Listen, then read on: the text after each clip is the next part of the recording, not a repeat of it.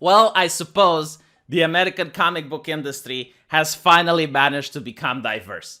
After so many years, after so much hard work from American activists and comic book journalists and IGN, finally the US comic book industry is one of the most diverse industries in the world. If you look at the top 20 most sold comics, all of them are manga. Every single one. Demon Slayer managed to outsell more than the entire American comic book put together. I mean, that is an accomplishment. If you were to ask a Romanian, what does he think about America? What does come to mind when you think about America? He would probably say the US flag. He's probably going to say hamburgers, guns, and Superman. Well, no longer. He's going to replace the Superman with Uzaki-chan. He's going to, like, when you think about America, the American flag and Uzaki-chan, because that's now representative. It's fascinating. Like, the Japanese people, they're so confident with their mangas, they don't even color them. They don't even bother coloring them. Like, what's the point? Americans will buy them anyway. Like, did you look at their comic book industry? And I was thinking about it, like, why is this a thing? You know, how did this come to be? There is a lot of work to do. I mean, if I were to put you in charge of Ford and say, can you destroy this brand? Can you bring it to the dust? It would be difficult. You probably wouldn't even know how to start. I mean, it's such a colossal brand. Everyone in the world knows about Ford. How can you even damage its reputation to the point where people would rather buy a horse and carriage than to buy a Ford automobile? And I think I managed to figure out what happened to the American comic book industry.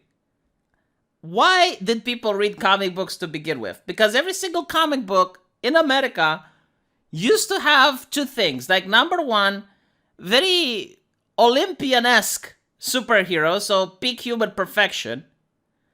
And number two, they used to involve fighting. They used to involve, like, a battle between the superhero and the villain, with the superhero coming on top. And sometimes it even had, like, a moral lesson. Like, stealing is wrong, listen to your parents, you know, that type of thing.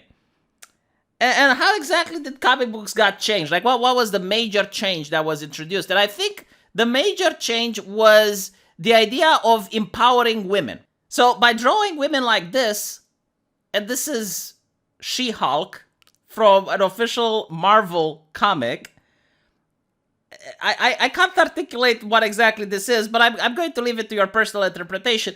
By drawing women like this, you're empowering them. And I honestly don't think it's about empowering women. I think it's about demoralizing men. And if you manage not to press the X button on this video, I'm going to articulate it very well what I mean. Even though it sounds very right-wingish, MRA-ish, or whatever. Like, I'm going to tell you the reality.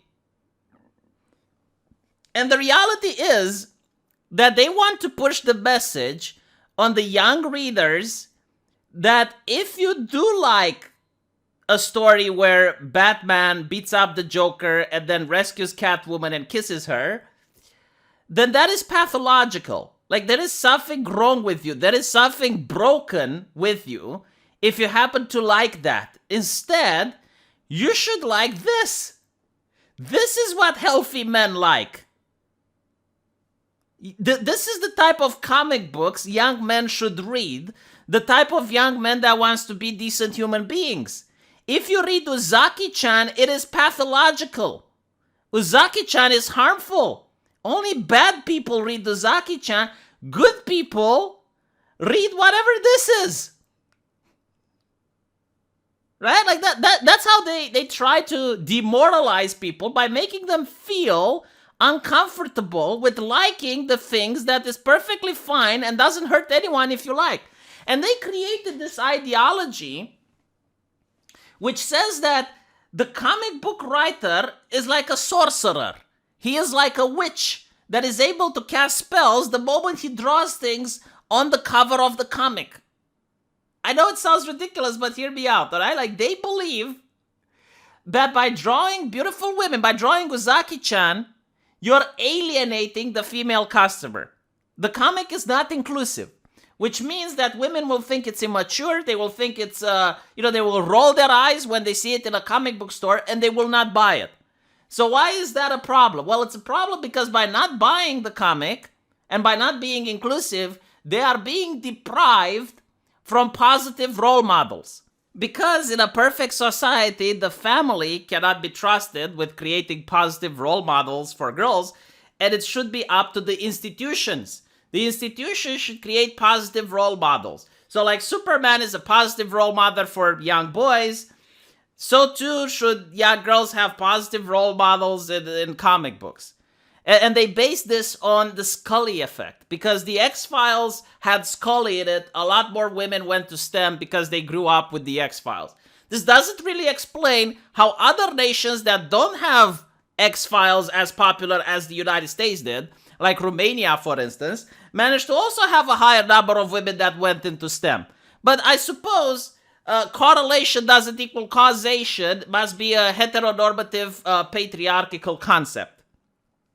So that is the main problem. By drawing beautiful women on the cover, you're actually alienating the female audience, but you're also hurting the male audience. Because you see now young boys are going to look at Uzaki-chan and they're going to think that that is normal and they're never going to settle for less. They're now going to have unrealistic expectations of what it is to be a woman. And they will not date a girlfriend that doesn't look exactly like Uzaki-chan or better. In other words, there's so many women in society right now that are single simply because comic book readers just don't want to date them. I'm not making this up. This is what they are saying and the logical conclusion that stems from what they are saying. And then it also creates the rape culture where men think it's okay to touch women without permission because they read Uzaki-chan. And they got that idea from there. I don't know like what studies or what, because they never presented a scientific study which shows that if men look at beautiful drawings, they're going to act based on those drawings, but they say it nonetheless. And this was the ideology that was pushed, right? So when you have this ideology, you no longer view an artist that draws Uzaki-chan simply as a bad artist or a bad take. No, like he's an evil person. He is ruining society. He is bringing harm upon the readers. The readers themselves are now empty vessels that don't get influenced by their family, by their community. They only get influenced from what they see in comic books. And it's your responsibility, it's your duty to only push positive messages, because otherwise you're creating societal harm. And this is why you see corporations that get infected by this ideology behave in very strange and unnatural ways. Perfect example, in a recent controversy, you have heavy metal. Heavy metal is a comic which has lasted for decades, since the 70s, and they treat very mature and dark subjects. If I'm not mistaken, like one of their stories has to do with a priestess which slept with Dracula's corpse, and he wakes up, murders her, and then he sets on a journey to find the new Jesus and do battle with him. Like that is the type of content, like that is the audience that this IP has attracted over the years. And all of a sudden they're trying to change, they're trying to be better, right? Because the way the ideology existed up till now was harmful. So now they're trying to improve, they're trying to be better, because a lot of their art style isn't hentai, but it's eki. It's borderline. So people were a little bit shocked when they seen that, oh, why is this character fully clothed? Like it's like seeing a fully clothed woman on the cover of the Playboy magazine. Like people are going to ask, hey, like I'm giving money to you for a reason, and you're not putting the same product that I'm paying you for. If you're not changing, I might take my business elsewhere. But instead of like the company at least try to have some diplomacy and at least say, well, you know, we're trying something new, or, you know, this is just a one-off. No, they're being very condescending, very belittling to the customer, telling them it's like, hey, you know what, take your business elsewhere if you don't like it. But like the thing that really made me aware of all this issue was when they said, we grew up, like our taste matured, you need to grow up as well someday.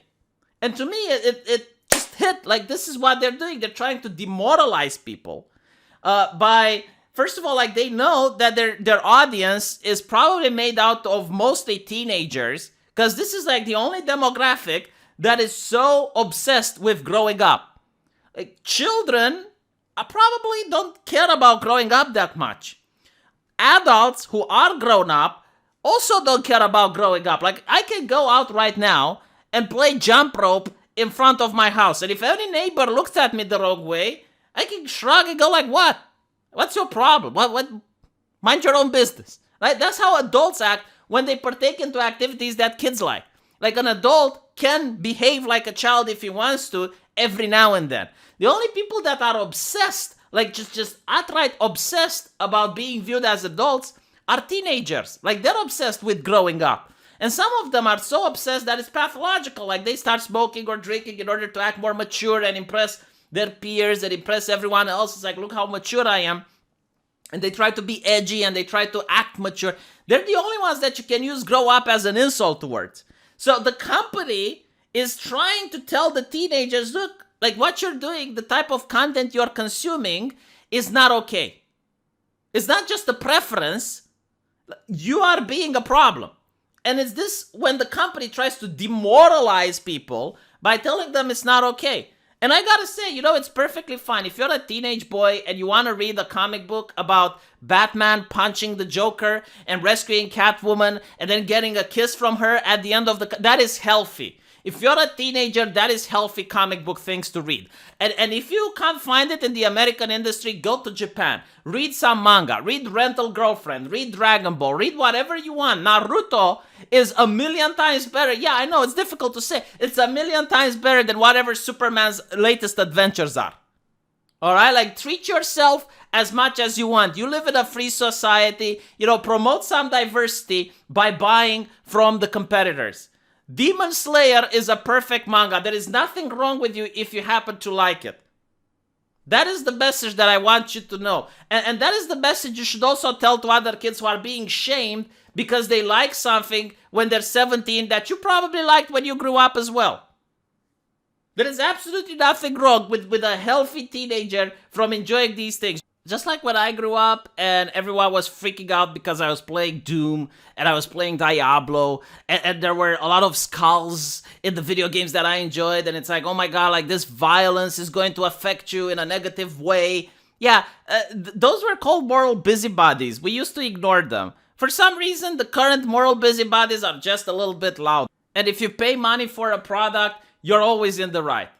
You get to tell the company, look, if you don't change, I'm not going to buy it. And if the company says, oh, well, like, whatever, that's fine. But if the company starts insulting you, tells you to grow up, whatnot, the company's definitely in the wrong.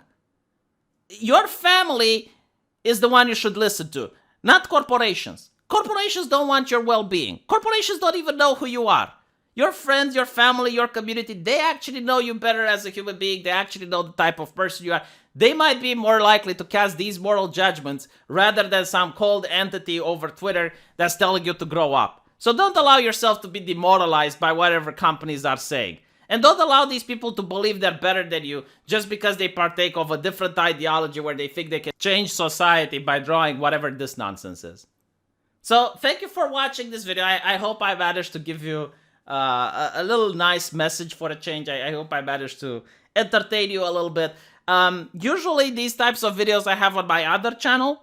There's a link into the description. Every now and then I do promote my other channel because, like, a huge majority of you aren't subscribed there. And, I'm trying to just pick up interest every now and then. Let me know what you think. I'll see you in the comment section. And on my other channel today, we're going to be talking about the developer who actually says why he draws women more ugly. Like, this is done on purpose. He is purposefully admitting to this, that he does draw women more ugly, and we're going to see what that reason is. It's one of the most sexist reasons that I have ever heard in my life. It's about Horizon's New Dawn with the developer giving an interview. So if you're interested in that, join my other channel. I'm going to release that video there. And for those of you who aren't, I'll see you on the live stream later on today. Thank you for watching, and I'll be reading the comments.